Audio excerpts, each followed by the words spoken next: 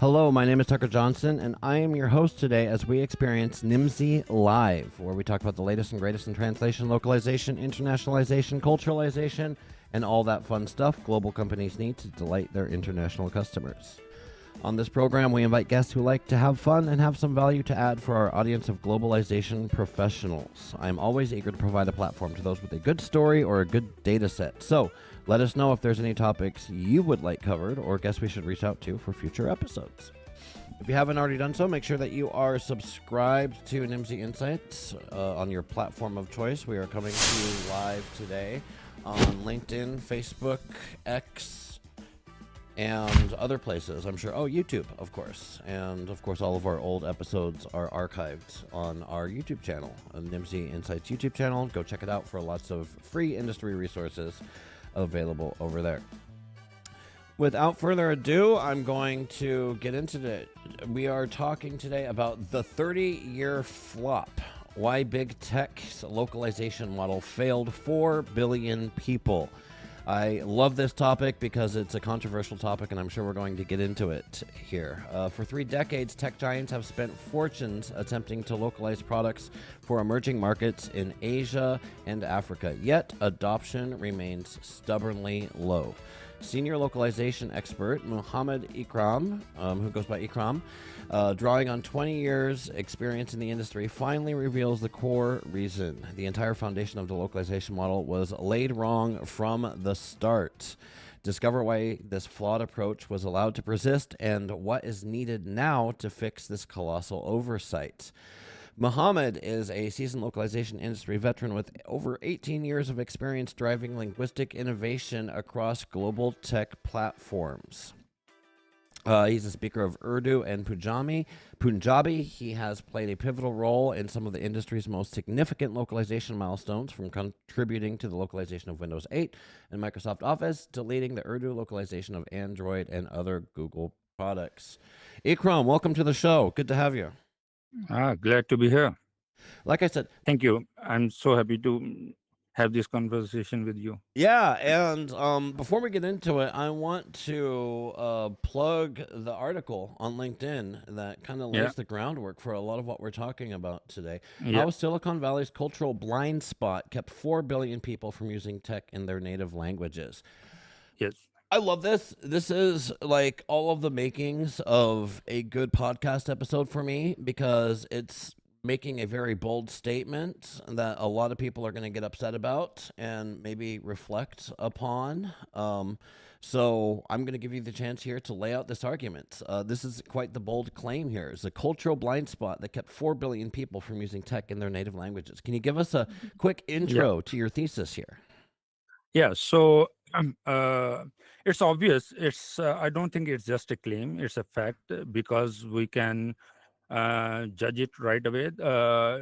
Any market, any emerging markets in Asia or Africa, the adoption of the tech in their local language is very, very low. For example, if I talk about my language, I work in Urdu and Punjabi, and there is less than 5% of the adoption. Maybe Android available in Urdu since 2010-12.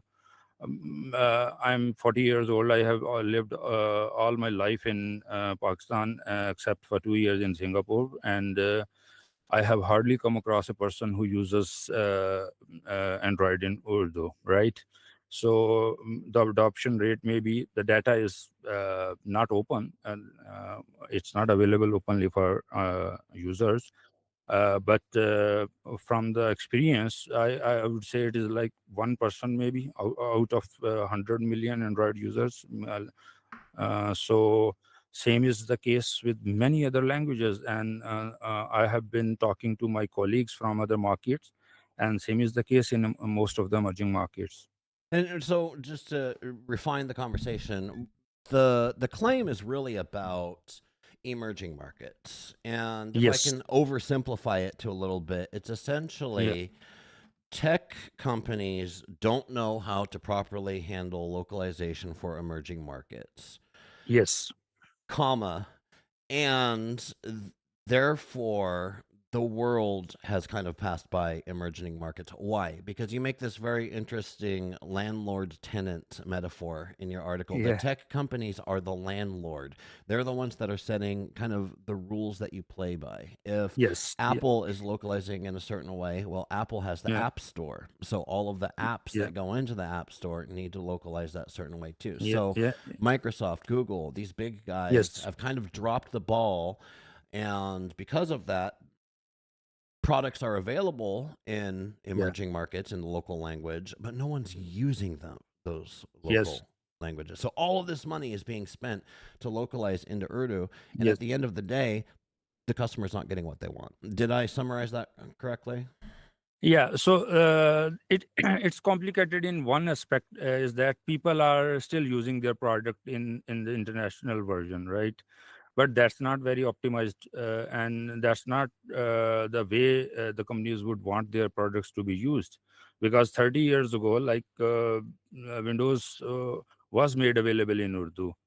15 years ago, Android was made available in Urdu, and all the other Indic languages. I think a dozen and a half Indic languages, right? So, but people kind of reject, even when the companies try to push, users push back. They don't want the localized version, right?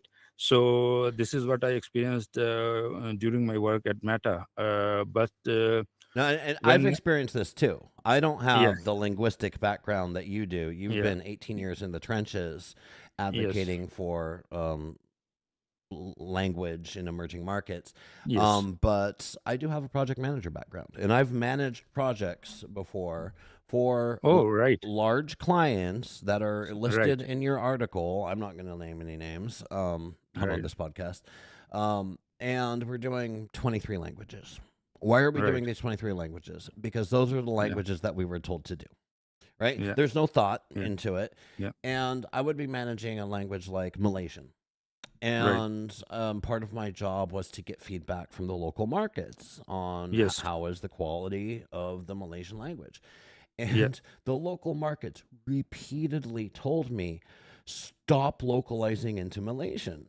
Like, Yeah. we don't want it. We don't need it. Yeah. Everybody that has this device uses it in English, and the Yeah. Malaysian's not good. And Yeah. I took that to the end client and said, look, we could save a lot of money by not localizing into Malaysian. The market doesn't want it. And they said, nope, too bad. We need to localize into Malaysian. Yeah. Yeah. Yeah. It was just this oversight, this bureaucratic nightmare where no one was Yeah. actually focused on the end user. They were Yeah. focusing on their quarterly goals, and their quarterly Yeah. goals told them they needed 23 languages by the end of the Yes. quarter. Yeah. Yeah. This is a very wrong correlation, a classic example of a wrong correlation. So, the localized, I try to elaborate it in my article as well. The localized version is not very user friendly, right? So the users reject it. Users are able to use the product in the international version to some extent, so they use it. So the wrong conclusion is people don't want the local version. It's not that. How can, if the people are talking in the language, if the people are writing in that language, if the people are reading in that language, how come they don't want to use that product in that language? The answer is the localized version is not user friendly. So because the tech language has evolved in a certain kind of a, for example, lot of uh, tech or gadgets or around the concepts around how to use them, how to interact with them, they have been adopted directly in whatever language they came, right? Hmm. So trying to literally translate those is a nightmare for the user, right? For example, in Urdu, the National Institute of Pakistan, who worked with the Microsoft and laid the foundation, they even tried to translate computer. Can you imagine? The word computer was literally translated. For example, they came up with the word. For example, they found an equivalent of compute, something that computes, right? Yeah. And they literally translated into as computer, and it's so ridiculous that any Urdu speaker would LOL just by hearing that word. Right. So this is the kind of foundations that was built. Well, and these are the type of things, and it's hard for people like me. I am Yeah, an American. I grew up speaking yeah, English, right? yeah, And it yeah, is hard for people like me yeah, to understand that other languages are not like English. English is a highly codified language that has yes, lots of resources and yeah, standards and widely accepted things. And those yeah, resources and standards largely reflect the actual language used, yeah, as opposed to this puritanical language. You talk about language yeah, puritanism yeah, in here. yeah. What is that? What is language So, puritanism? so the second part, I'm doing a whole series. So the article you showed is the first part, where I laid the whole argument, and the second part, which is already published, is about the linguistic puritanism. Okay. Uh, and yes, so linguistic puritanism is simply, I call it the reverse Sapir-Whorf hypothesis. So Sapir-Whorf hypothesis, a very famous linguistic theory, says that the language shapes the way we think, right? Mm, In simple words, language defines our worldview. Uh, Linguistic puritanism is, the worldview defines the language too. mm, The conservatives see the language differently. Globalists see it very differently. Nationalists see it very differently. Medieval peasants saw it very differently, right? So our larger worldview defines the language. So in this case, for example, Hindi and Urdu, these both languages birthed out of one single language, uh, and uh, uh, and they have a name for it. The linguistics call it the Hindustani language, the common lingua franca of the South Asia. So the Hindus and Muslim nationalist movement diverged, and so the language diverged. So it is the same language, but Muslims prioritize the lexical arsenal from the Muslim history and the Muslim resources, and the Hindus prioritize the, from mostly words came from Sanskrit, right?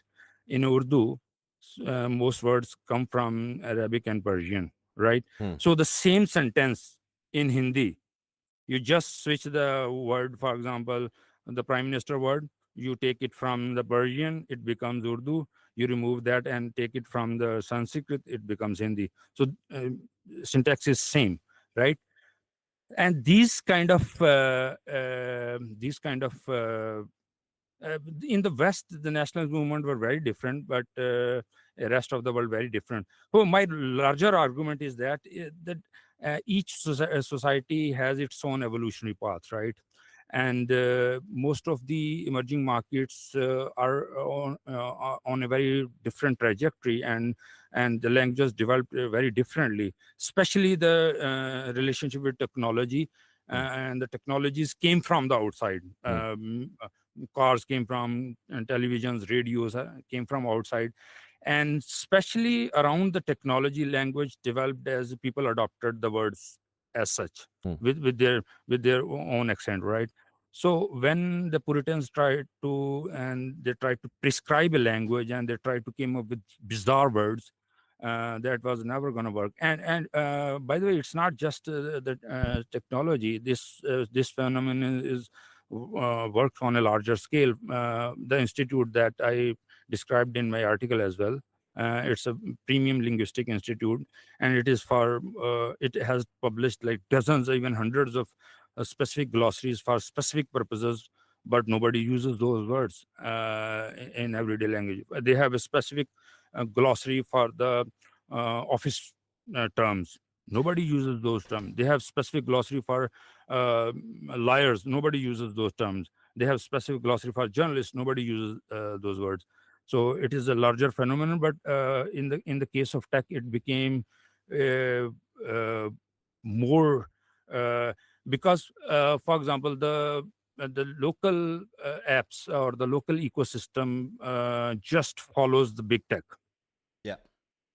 right? Because if my Windows interface is in English, so and most of the users are used to that, so local apps, although they could come up with very good localized versions, local apps, local websites, but they don't do that because the foundation, that's why I use the word landlord and tenant, right? Hmm. So being a tenant, you can't do much. You can probably paint your walls, that's all. Even for that you need a permission.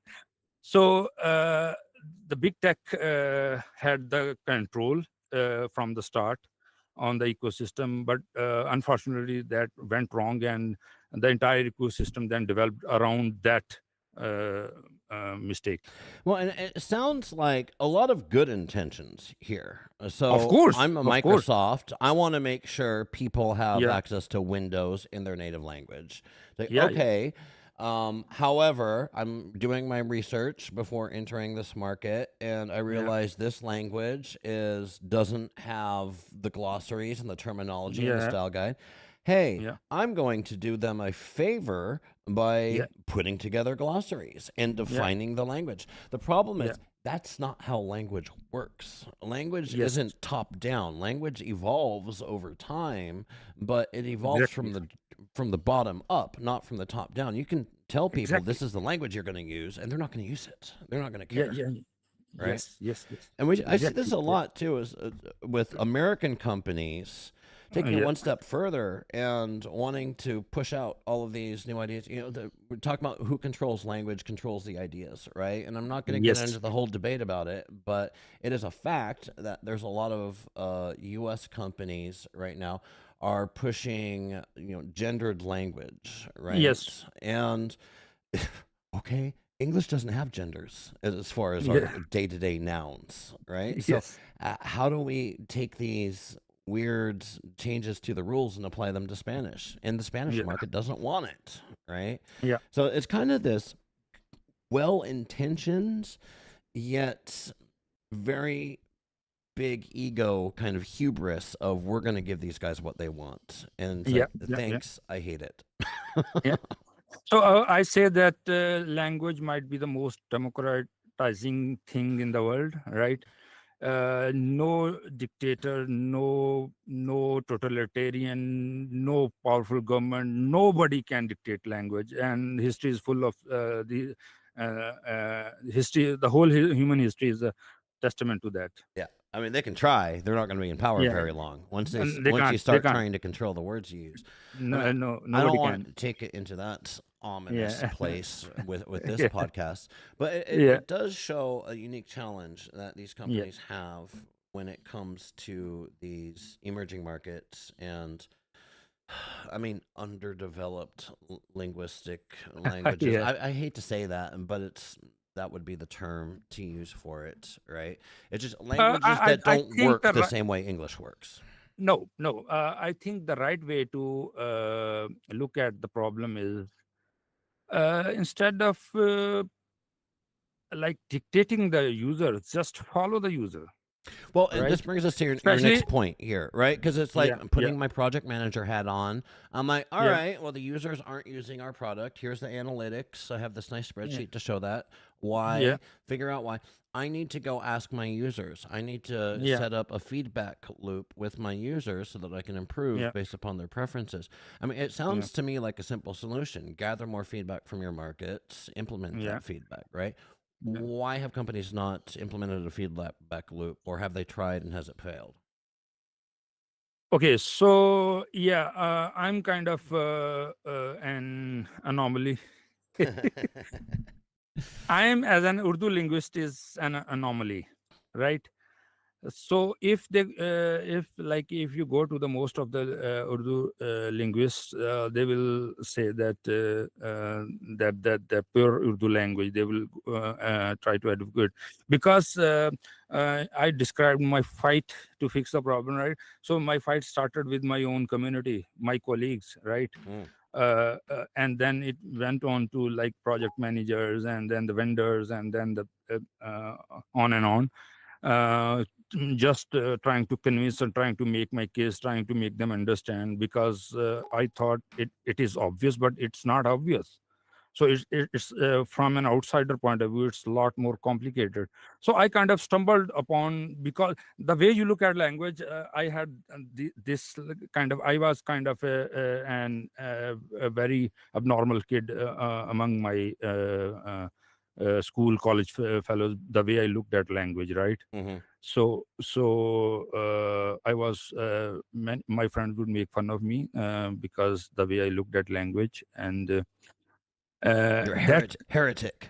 Burn, yeah. So burn the witch. yeah. So uh, when I applied that, uh, I call myself a Darwinist, right? So Love it. I saw language as an evolving living organism. So that is very unusual way of looking at the language, Mm. especially in this part of the world, because what the nationalist movement came up with, the Muslim and Hindu identity and the linguistic identity, that that is stuck there. The whole literary and linguistic communities follow that. So when they say Urdu, they are actually referring to a certain version of the lingua franca of the South Asia in the 19th century that the Muslim leaders prescribed, right? Mm. So I was against that, and that's how I stumbled upon the solution. Okay, I thought, okay, what we are trying to say, language, that is not the language. That is the dead language nobody uses. And interestingly, even the person, even the linguist or the literary expert, the poet or the great writer, when they use language in their everyday, for example, they are referring to some gadget, they would use the language that they are saying is not pure language, Yeah. because for the practicality Because reason they that's how can't people use talk. yeah, that's how people talk. So they can't use the language they are prescribing in the book, that remains within the book. But when they are using in the real life, they are using the language that the masses use. Right. So I thought, okay, the solution is very simple. It's not very complicated. Just observe people. Just let's see how people are using, and then the things became very simple. Okay, I had the, but like trying to bring this conversation into the work was a nightmare. Like my first attempt, I kind of burned my feet in the very first attempt. I mentioned in the article, I Yep. tried to introduce some very simple changes and immediately marked errors. So I secured that project. I became the lead after like 3 years of hard work, and it was a dream project. I was the lead linguist at the whole Google localization for Urdu, right? And I lost the half of the project. They just took away. So this is why it's so complicated. Because you weren't I tried following to the talk. rules. I wasn't following the rules. Exactly. That's why. The Yeah. rules that nobody So likes and yeah, nobody no. wants So and nobody asks for. no, the rules that the industry thought is the standard, I was trying to deviate those rules. So Well, uh, and also, I yeah, feel like, I mean, there's a lot of blame.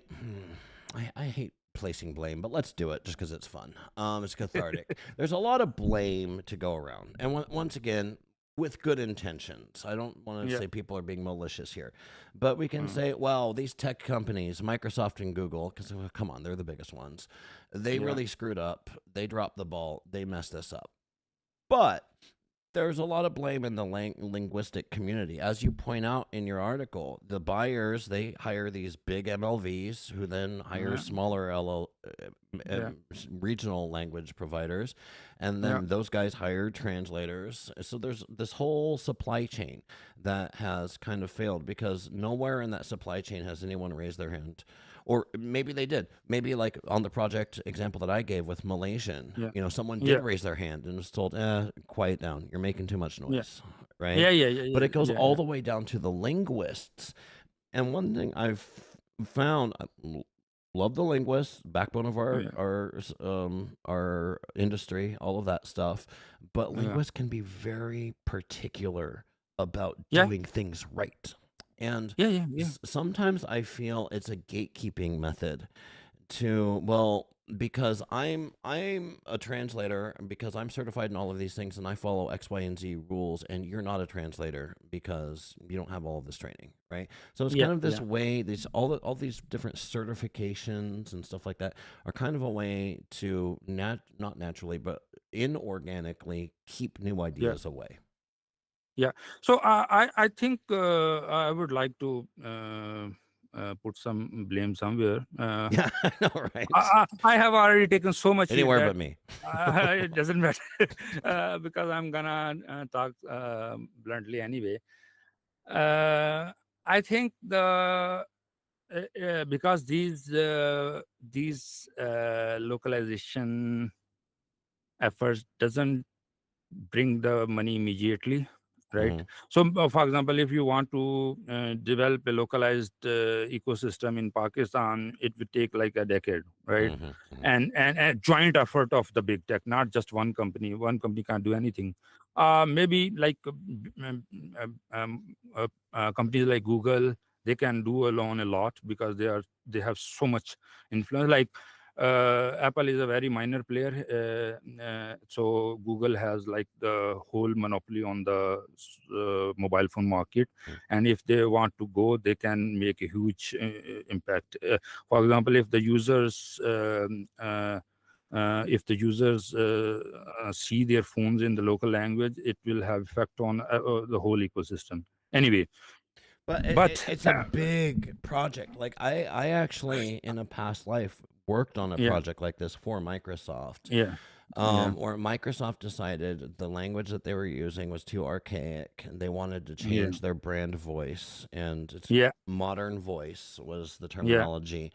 yeah. And it wasn't just for other languages, it was for English too. They wanted to Right. be friendlier.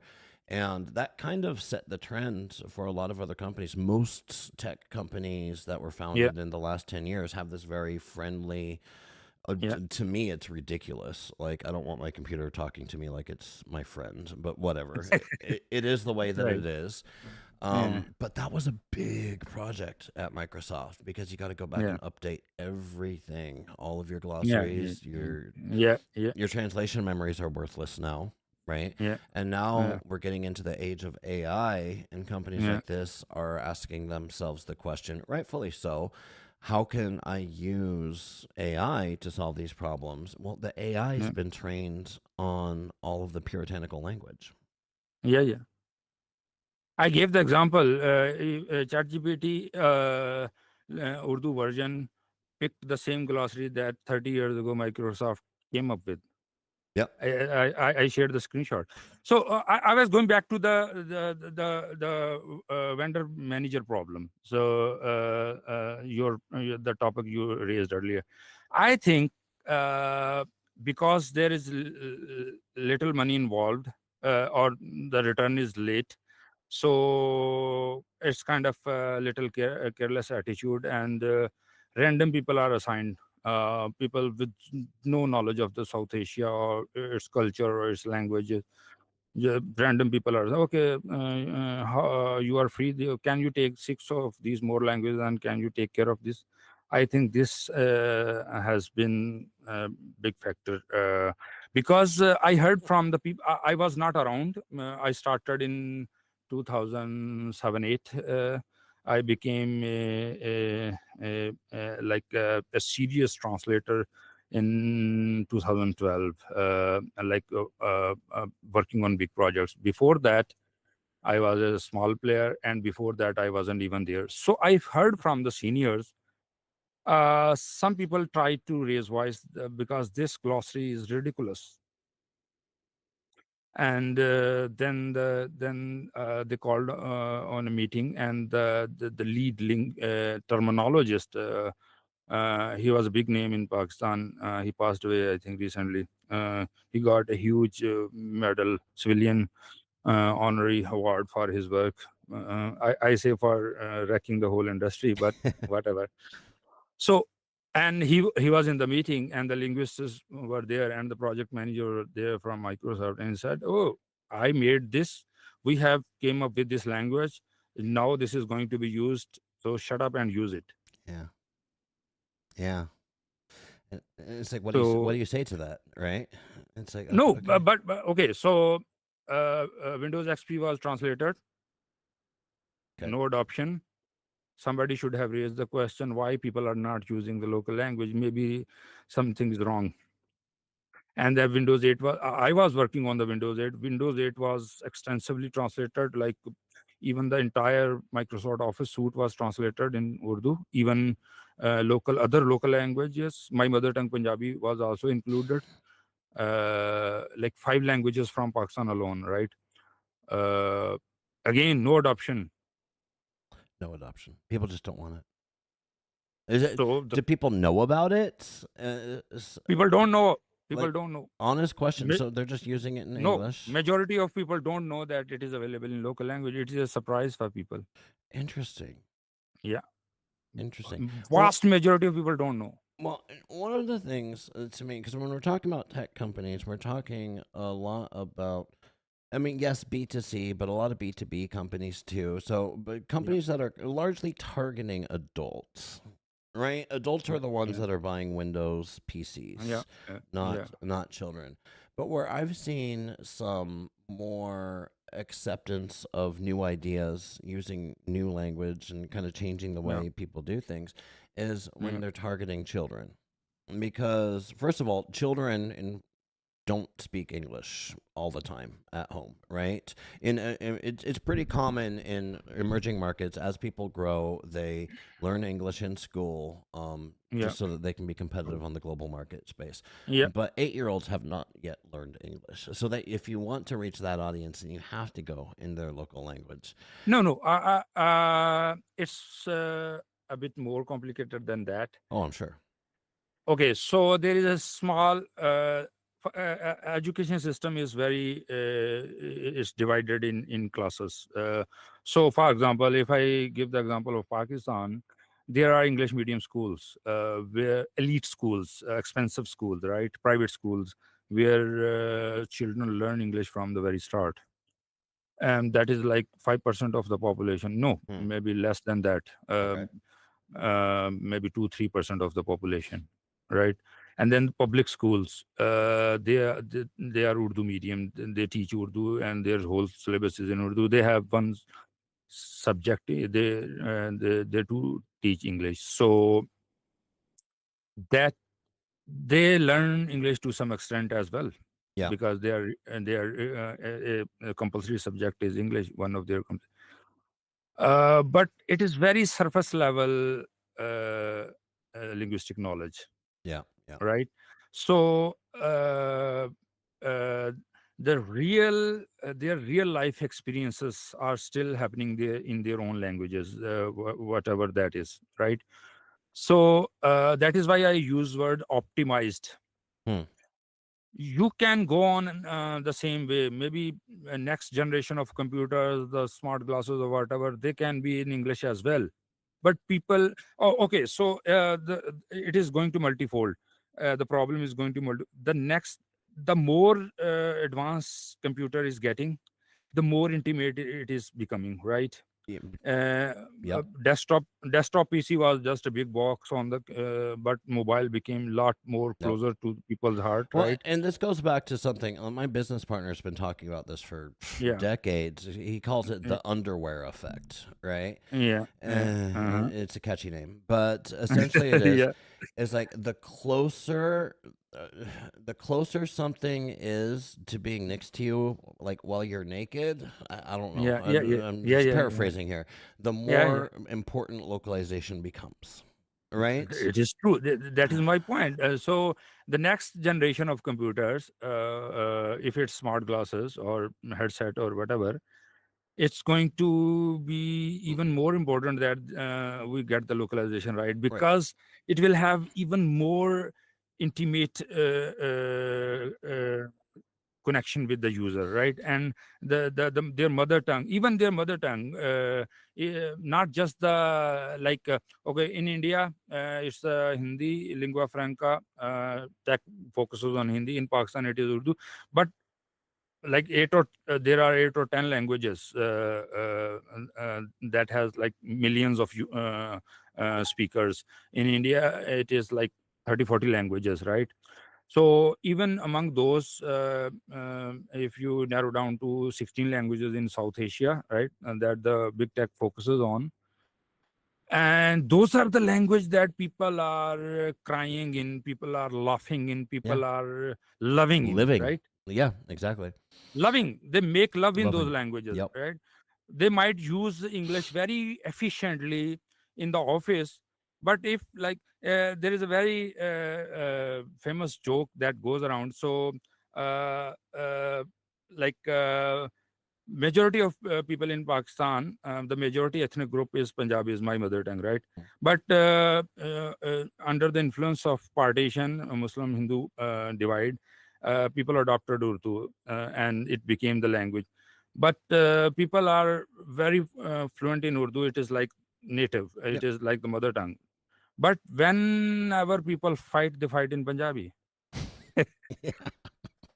The real emotions come in the mother language, Yeah. right? So the next generation of computer, it is way more important to get the localization right for the next generation of computer. Well, because it's coming more less of a tool that you occasionally log into. I mean, just It I is thinking when I was a teenager, the yeah. computer sat in the corner of the house Mm, at a desk, yeah. and when you Yes. needed to log on, you'd go, you Yeah. turn it Yeah. on, and you'd have your session, and then you'd go away and do something else. And now Yeah.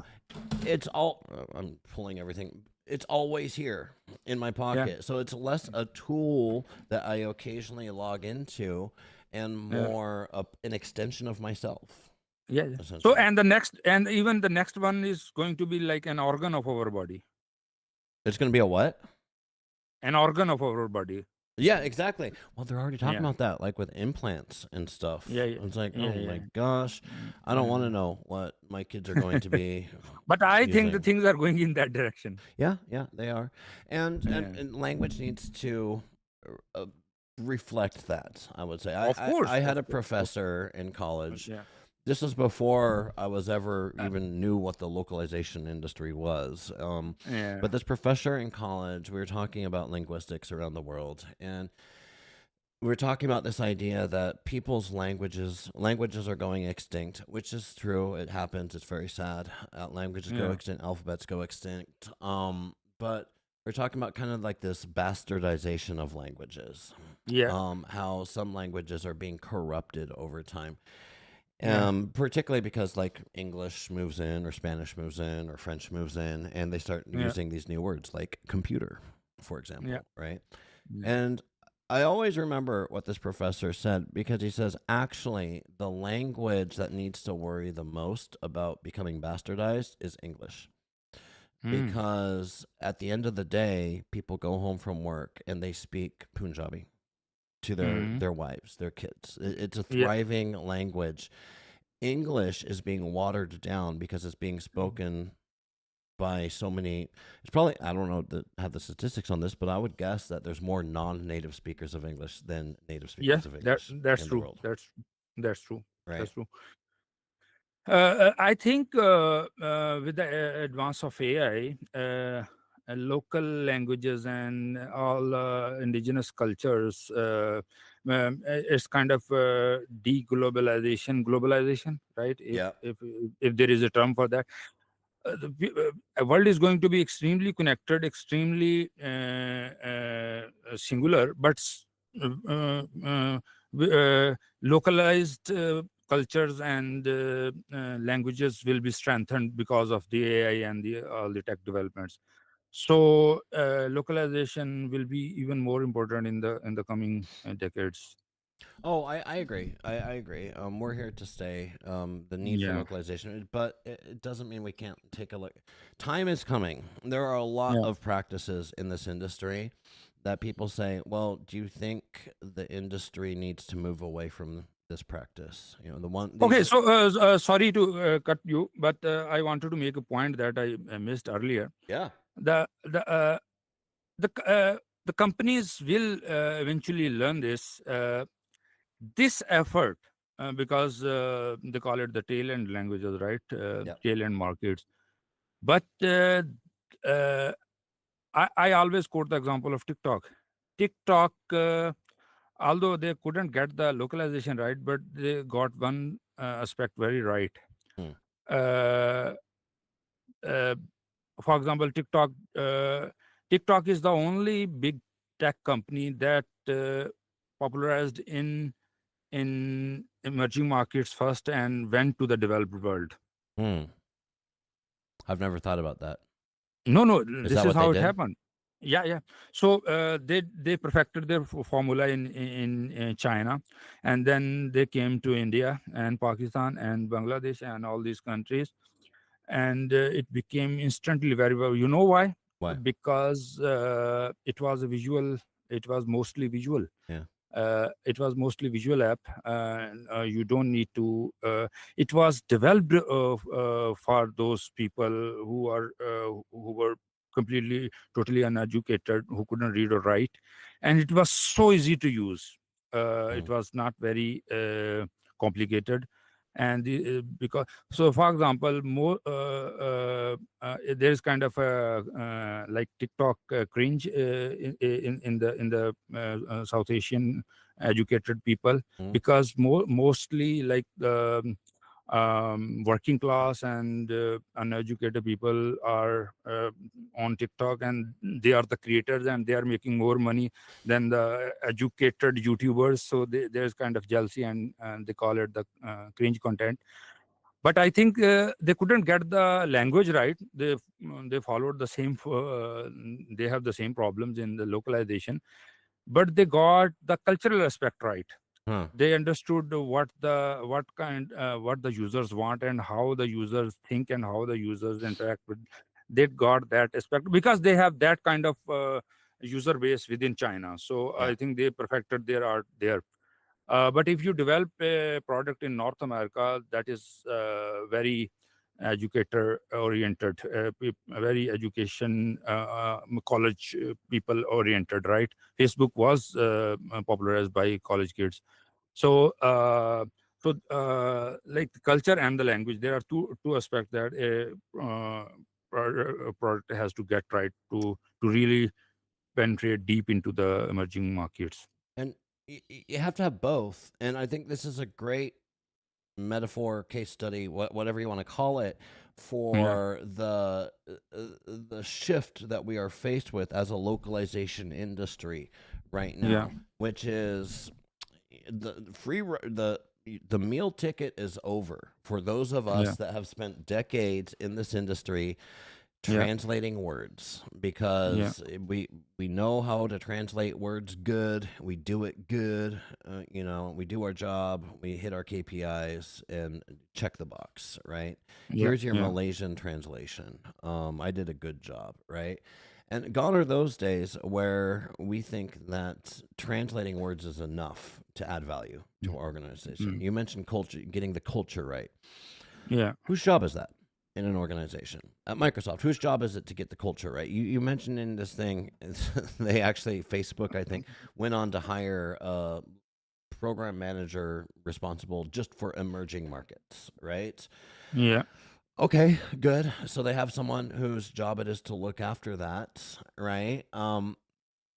Maybe they'll make some changes. Maybe there'll just be a continuation of the same old stuff that we've seen over and over again. The big argument that you make is this needs to be a top down decision. Someone at the leadership level needs to step up. And you even tag a bunch of CEOs: Bill, yeah. Bill Gates, Satya Nadella, Sundar Pichai, Mark Zuckerberg. Whoever I thought, Good luck with that. I'm sure they're going to get back to you. Your inbox must be exploding right now, yeah, but it's a good point that this is a conversation that needs to be driven by the top level, because at the mid yeah, level we've got our KPIs, we've got our quality scores, we've got our quarterly goals met. yeah. Why would we change this?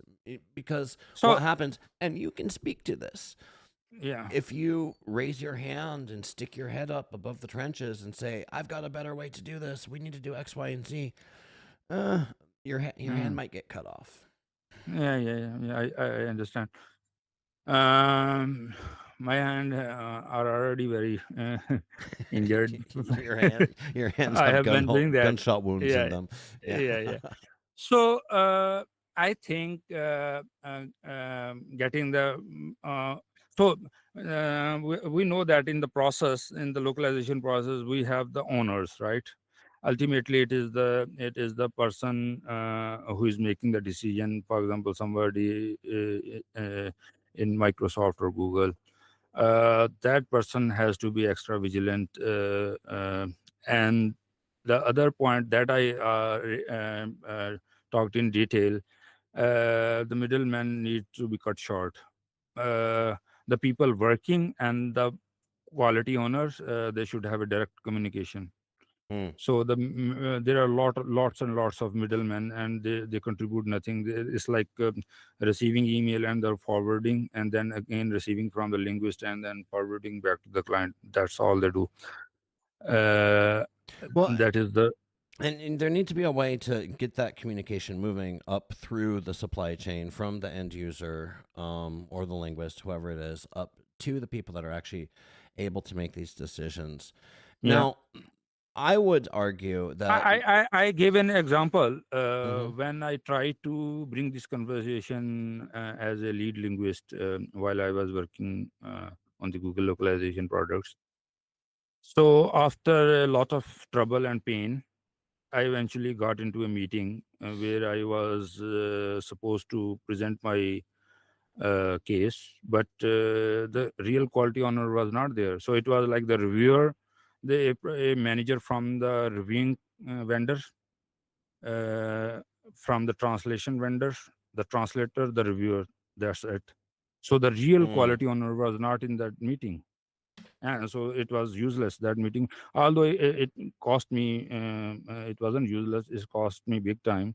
They just took half of the project from me. yeah. uh, so instead of like I tried to talk to my managers that what I'm making the case, but the problem is, so like you read my article, right? And I kind of, after these failed attempts, I learned how to communicate with the people who are outsiders to the market, how to convey, right? So that's how I came up with the example of, like, just imagine, okay, it's hard to imagine, but just imagine, if you are a native speaker of English, just imagine the whole of your phone's interfaces in biblical English. Right. It's very easy to imagine, and yeah, how horrifying that would be from a user's point of view, right? Yeah. Thou shalt swipe up. Yeah, yeah. So yeah, I think it's not. Although I know it's a huge machine, and it needs to be like. Look, we are talking. Okay, we are talking now. I think your organization is one of the, like, uh, uh, big players in who can drive the conversation, and you invited me, and we have been, like, going in details, and many many people who are at key positions in the industry, like, they read my article, they shared my article, they commented, and they gave very encouraging comments, like, probably most of the localization think tanks, they have read my article, and they are already uh, uh, uh, bringing this conversation up. So, uh, one big platform, I won't name them until it is confirmed, but another big platform in the localization industry, they have invited me to present this case in person next year. So, Nice. yeah, so the conversation has started. Actually, I that's why I decided, they go, okay, so like, talking to managers within the organization, it doesn't work. So I decided to speak openly, right? I think eventually, I don't know if you have read the president of the Women in Localization organization. Mm. She shared my article, and, like, she showered praise on me. I'm really happy for that. So conversation has started. I Yeah. don't think it's impossible. Yeah. So the big people who will make the decision, yeah, How long will it take to? I don't know. I don't have the answer to that. But when the industry will start talking, then the people will listen. And the conversation around. My article was shared in the context that they had, I think, the recent World event. They had the conversation around that the localization is a boardroom discussion. It needs to be boardroom discussion, Mhm.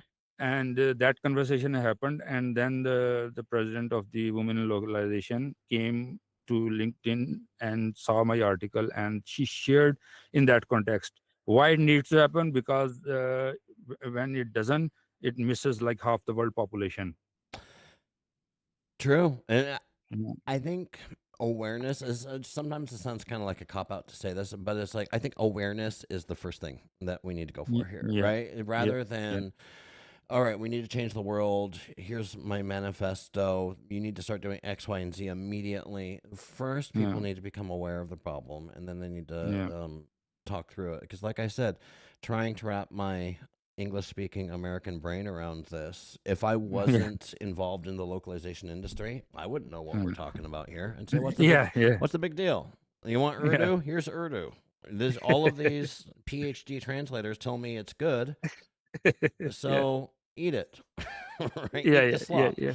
It's very complicated. Usually, the simplest things are the most difficult to grasp, Mm. because these kind of things go against common sense. Yeah. So that's why I love the. Darwin's idea was very simple, but it took like after 2000 and 2400 years after Socrates, somebody came with simple idea. Okay, things cannot just come out of nowhere. There must be a starting point. For example, if you want to explain it today, it's very simple. You can explain it to two sentences, right? You don't need like a 3-page equation or something, and a super genius mathematician. But it was the most difficult, because it was the most against your common sense. Mm. And same is the case with this localization problem. It is Yeah. very against the common sense. Yeah. Yeah. Yeah. No, I hear that. That's why it's going to be hard. Yeah. But Yeah. thank you so much today for coming on and starting the conversation. You already published part 2. When do we get a Yeah. part 3? Is this going to be an ongoing Yeah. soapbox? Soon, within November, and the third part will talk about the vendor problem. The third part we'll talk about the vendor. Ooh, okay. I look forward to that Uh, one. yeah, how to address the vendor problem. All right. Well, In one word, in just one sentence, just cut short the middleman. oh gosh. All right. We're going to have a debate about that.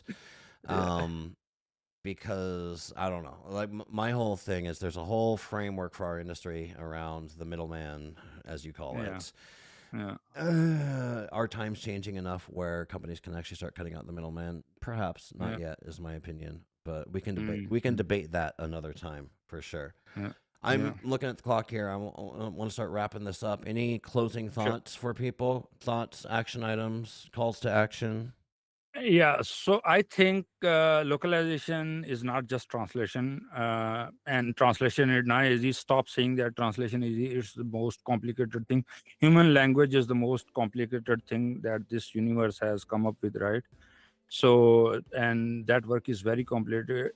And taking it easy, and thinking that okay, somebody random can handle like 16 Indic languages. Please stop doing that. If you want to put somebody in charge of the Indic languages, make sure they have read the 5,000 years history of the South Asia. They are aware of the every cultural nuance. That is my advice to the industry. Please don't think culture is the most complicated. Look at how terrible AI is at understanding culture. Culture is very difficult to understand. Cultural nuances are the most complicated thing, and take it serious. It's not just simple. It's very complicated work. So don't Yeah. hire an English speaking American like me to manage your No, Indic no, no. languages. Somebody who is To manage your expert, Indic languages is what I said. yeah. Hire someone who knows what they're talking about. Ikram, thank you so much for joining us. I'm going to wrap us up. I think that was a great place to close it off on. Ladies, gentlemen, chat. We are out of time for today. If you enjoyed this NIMSY Live experience, join us next time by going to our LinkedIn page, clicking on the events tab, and seeing what live streamed events are coming up in the future. I appreciate our guest today, Ikram. I appreciate my colleagues here at NIMSY Insights doing all the hard work so I can have these interesting conversations. And finally, I appreciate you, the audience, who are joining us live today. And I look forward to next time. Cheers. Thanks.